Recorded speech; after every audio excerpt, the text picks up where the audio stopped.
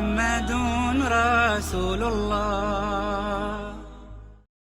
إن الحمد لله نحمده ونستعينه ونستغفره ونستهديه ونسترشده ونعوذ بالله من شرور أنفسنا ومن سيئات أعمالنا من يهده الله فهو المهتد ومن يضلل فلن تجد له وليا مرشدا وأشهد أن لا إله إلا الله وحده لا شريك له وأشهد أن محمدا عبده وحبيبه ورسوله.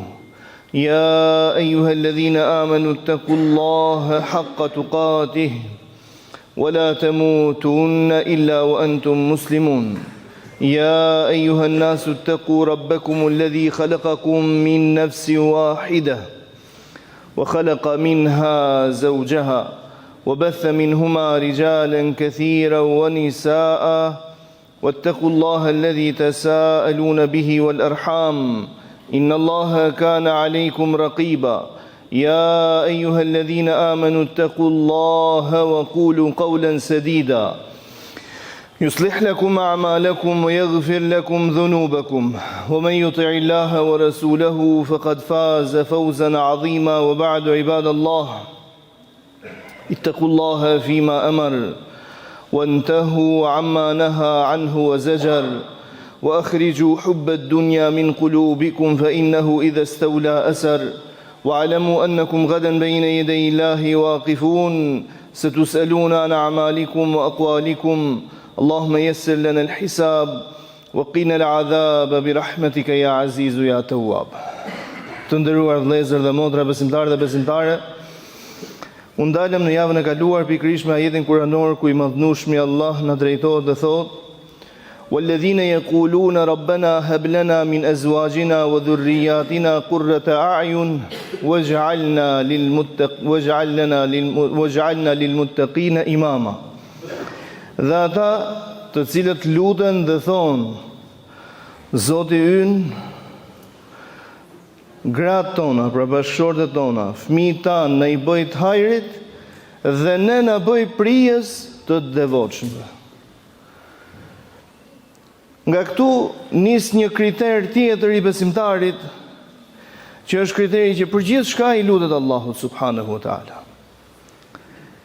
Edhe ato që për momentin ti e sheh që e ka në dorë një krijesë e Zotit, jo veç Zotit, jo, po e din që mund ta mbaroj ky këtë punë, fillimisht kërkoja Allahut, dhe kjo është edukata me Zotin e gjithësisë. Ndaj dhe dietari i nderuar Sufjan ibn Uyeyne rahimahullah ka thënë: unë i kërkoj Allahut, i lutem Allahut edhe për kripën e gjellës. Pra, diçka që nuk ka ndonjë vlerë të madhe monetare, por unë i lutem Allahut subhanahu wa taala edhe për të. Pra, Allahu duhet me i kërku gjithçka, nga më e vogla deri tek më e madhja. Edhe ato gjëra të cilat i sheh që shiko se nuk është në pozitë që me ja kërkuar këtë krijuesit. Jo, gjithçka kërkoja krijuesit dhe gjithçka është në dorën e krijuesit. Ndaj, kriteri i këtij besimtari, virtyti i besimtarit është që jo vetëm që lutet dhe i lutet vetëm Allahut, por din edhe se si ta drejtoj lutjen. Le të ndalemi së bashku, ata të cilët thonë Zoti ynë, gratë dhe fëmijët tanë na i bëj të hajrit dhe gëzim për ne. Pejgamberi sallallahu alaihi wasallam kur ka folur domethënë për lumturinë e njeriu në jetën e kësaj bote, ndër të tjera ka thënë: arba'un min as-sa'ada, 4 janë faktorët e lumturisë së njeriu në jetën e kësaj bote, dhe ka thënë: al-mar'atu s-saliha, gruaja e mirë, gruaja e ndershme. Që do thotë që e kundërta e kësaj është faktori i kujt? I ta'ases ose i jo lumturisë. Ndaj besimtari din se çfarë t'i kërkojë Allahut. Pra kur ju luska Allahut, nuk ju luska thjesht: o Zot, ma mundso të martohem, e supozojmë, ose më jep një nuse, por një nuse të hajrit. Se edhe anasjelltas, edhe bashkëshorti, domethënë, edhe femra kur lutet për bashkëshortin e saj, me patjetër, domethënë, të dy janë faktorët e lumturisë. Por kur lutet, din se si të lutet. Dhe kur lutet për fëmijë, por dhe kur uron për fëmijë, është bërë traditës, domethënë, që hajt me i çun inshallah. ose thash Zoti i çon ose vajzë shëncika, po flas domethënë sikur se jemi mësuar ne. Një të hajrit se mund të t'japi Allahu një tjetër që mund të mallkojsh ditën që ka leja ai ose ditën që ke lindi. Ruajna Zot. Ruajna Zot. Allahu xhalla xhelalu e ka quajtur el malu wal banuna zinatul hayatid dunya. Pasuria dhe fëmia janë stolia e kësaj dynjaje, e bukurisë së kësaj dynjaje. Por njeriu duhet di se të përhershmet, lumturia e përhershme është ahireti. Ndaj nuk duhet sakrifikojt për të përkohshmen atë që është e përjetshmja dhe e përhershmja, por të sakrifikojt të përkohshmen për të përhershmen. Kur të bjeri ndesh familja jote me hatrin e Allahut, prioritet ka hatri i Allahut dhe nuk duhet ta diskutosh. Falemndero Zotin për çfarë të ka dhënë të t'japi atë që s'ka shkuar në mend se mund të ta jap. Falendero Allahun për sa ke të t'japi atë që nuk e ke dhe nuk të ka shkuar ndërmend se mund ta kesh. Tregohet se sahabiu i nderuar Miqdad ibn al-Aswad, sikur se transmeton Imam Ahmedi në Musnedin e tij, thot teksa qëndronte me shokët e tij, pra jo me shokët e pejgamberit, por shokët e tij, njëri prej tyre ju drejtua dhe i tha Miqdad ibn al-Aswad, duke qenë se është prej shokëve të pejgamberit alayhi salatu wassalam, lum këta sy të cilat kanë parë të dërguarin e Allahut dhe kanë jetuar me të. Në çast thot u vrejt, tregoi zemrim në fytyrën e tij dhe tha: "Ç'keni që kërkoni diçka që Allahu nuk ua ka caktuar?" Pra Allahu nuk ta ka caktuar që të jetojsh me pejgamberin. Përse kërkoni diçka që Allahu nuk ua ka caktuar? Sa sy të cilët kanë parë pejgamberin alayhi salatu wassalam kanë përfunduar në zjarrin e xhehenemit nga fundi i idhët që ato kanë pas. Përse i kërkoni Allahut subhanahu wa taala një sprovë të cilët e kaluan të tjerët para jush? Para se të vinte pejgamberi, thot, ne jetonim në idhujtari dhe nuk na shkon të ndërmend kur se mund tjetë e vërteta e kundërta e saj që ne kemi. Derisa Allahu na çoi fen, na çoi pejgamberin, na hapi sytë e zemrës para syve të ballit, i besuam të dërguarit Zotit, u bëm hasëm dhe u bëm hasha me vlla e motër, me nënën e bab.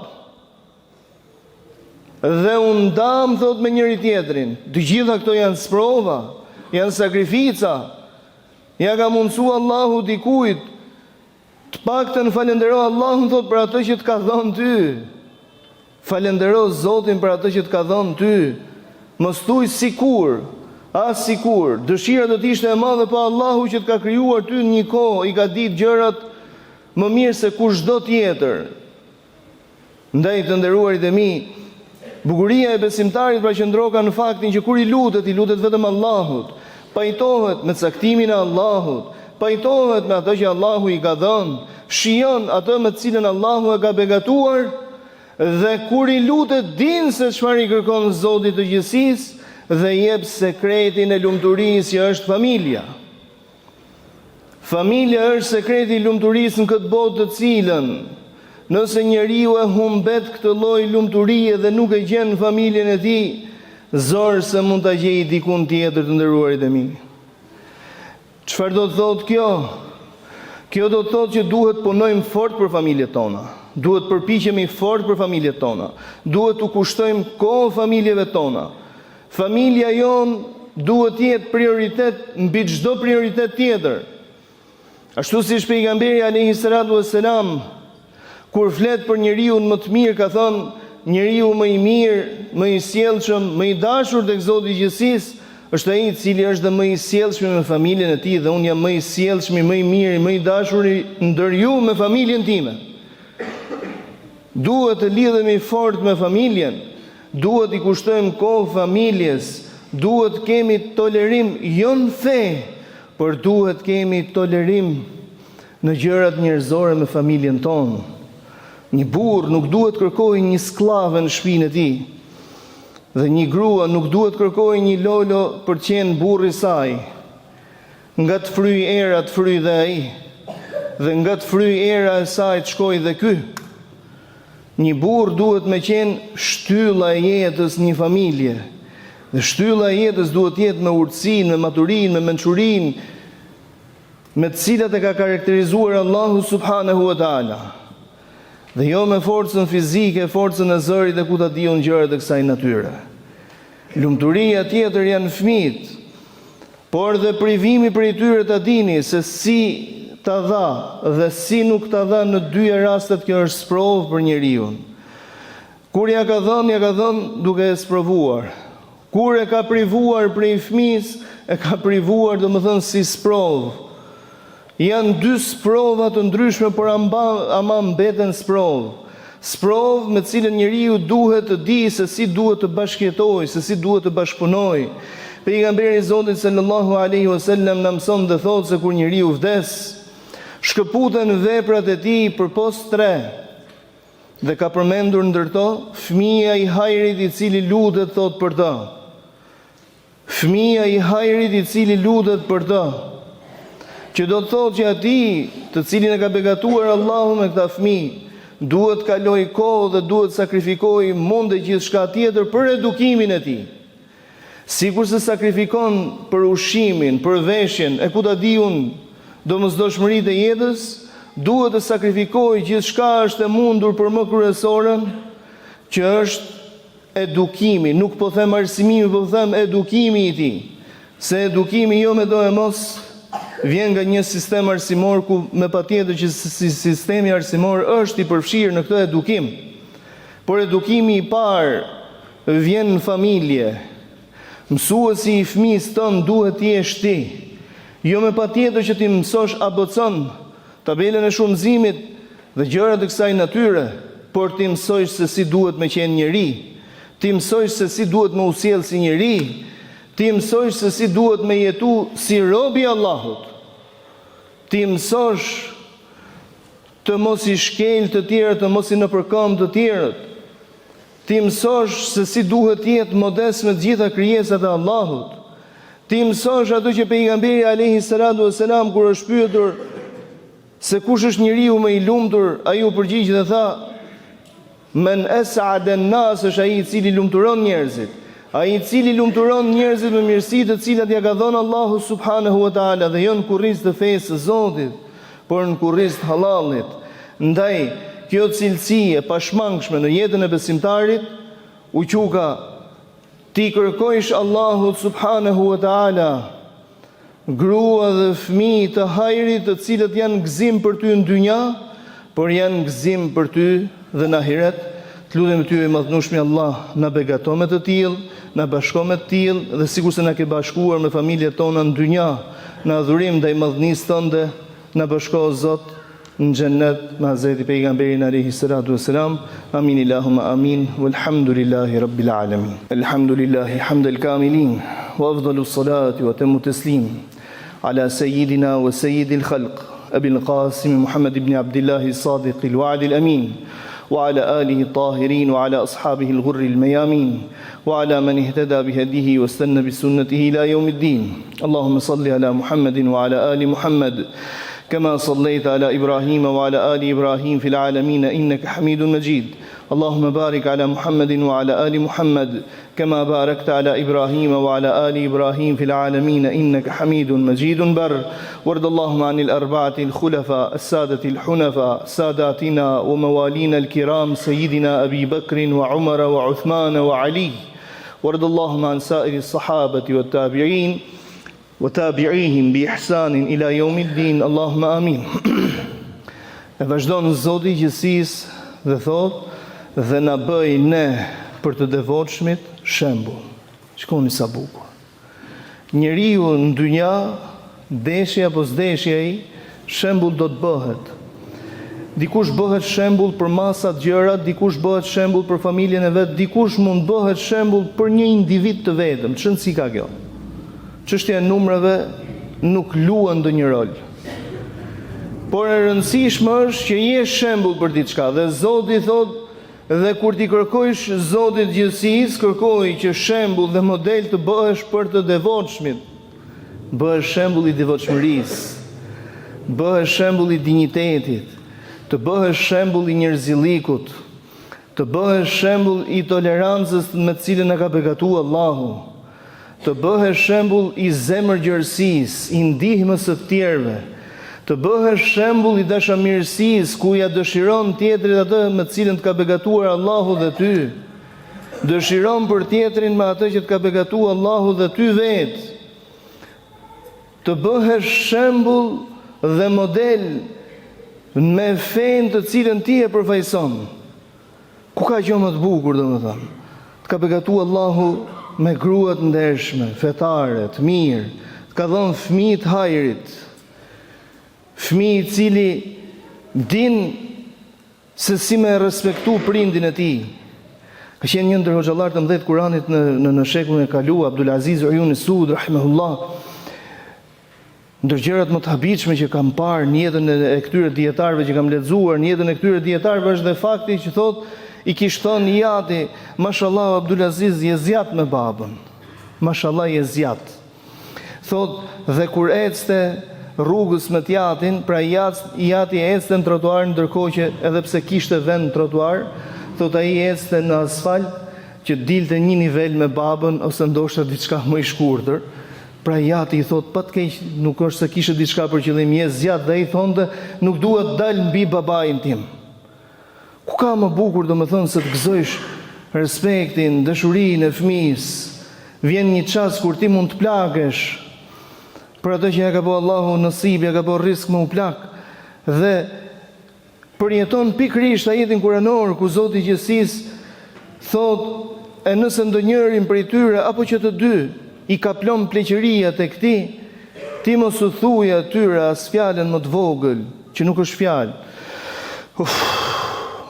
Nuk është fjalë, por është një shprehje, një pakënaqësie, është një shprehje, është një veprim që tregon, domethënë, një lloj lodhje, një lloj mërzitie, edhe këtë thot ti mos u thuaj. Pra ku ka kënaqësi më të madhe se sa ta jetojsh diçka të tillë? Ku ka gjë më të bukur se sa të jetojsh me diçka të tillë? Dhe na bëj, pra thotë o Zot, për devotshmit shembull. Të lutem ty e madhnueshmi Allah, na falë, na mëshiro, na pajisë o Zot në moralet e larta të Hazreti Muhamedit alayhi salatu wassalam. Na bëj jetën të lehtë dhe na mundso o Zot ta vëmë atë në shërbim të fesë tënde. Na bëj vdekjen të lehtë dhe na mundso o Zot të vdesim me dinjitet e shahadet. Të lutem ty e madhnueshmi Allah, të na i ruash familjet tona, të na i begatosh fëmijët tanë, ta begatosh vendin ton, ta bësh atë vend të sigurt dhe banorët e këtij vendi. Orientoj o Zot banorët e vendit ton për nga feja, për nga besimi. Na mundso o Zot të prihemi nga njerëz të cilët të kanë frikë ty, por na mëshirojnë dhe neve. Të lutem ty e madhnueshmi Allah, që halallin ta bësh të dashur për zemrat tona dhe ta bësh atë të mundur dhe të lehtë për ne. Haramin të bësh të urryer për zemrat tona dhe ta bësh të vështirë arritjen e tij. Të lutem ty e madhnueshmi Allah, çdo të sëmur Allah shëroje, çdo të stresuar, të brengosur, largoje Zot streset dhe brengat e hallet e tij. Çdo person i cili e ka kapluar pleqëria, ndihmoje Zot në kalimin e kësaj faze të jetës. Të lutem ty e madhnueshmi Allah, për vëllezërit dhe motrat tona, veçanërisht në Palestinë, ndihmoje o Zot. Ju pra natyre derdh mbi ta dhe mbi ne, mbi të gjithë besimtarët mëshirën tënde. Të lutem ty e madhnueshmi Allah, të na rikthesh në fenë tonë me një rikthim të vërtetë, rikthim pas cilit nuk ka më devijim, sikurse na mundsove të mblidhemi këtë vend me madhëruar madhërinë tënde, me treguar besimin ton ndaj teje. Na mundsoi madhnueshmi Allah, që të gjithë bashku, bashkë me familjet tona, bashkë me fëmijët tanë, dashamirët tanë, të mbledhemi në xhenetet e larta, në xhenetet Firdaus. Amin Allahumma amin. Walhamdulillahi rabbil alamin.